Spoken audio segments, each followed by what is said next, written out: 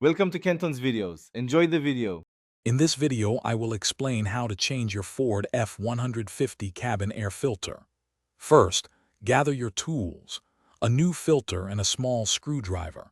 Make sure your truck is completely off and parked safely.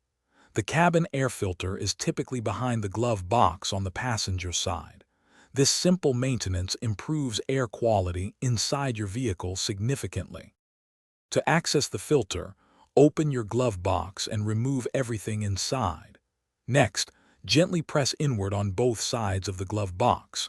This action releases the small stops that hold it in place.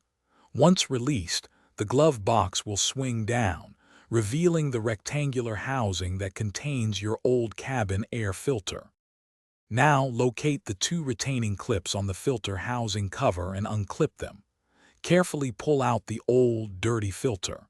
Before inserting the new one, observe the airflow arrow on the old filter.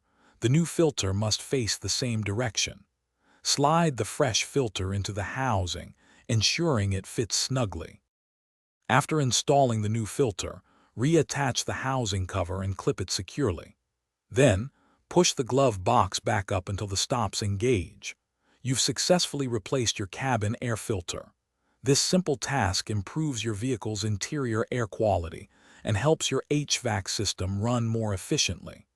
Remember to check the description below for a link to the new Kindle Paperwhite, along with other great deals you might enjoy. Thanks for watching. Consider subscribing if we helped you.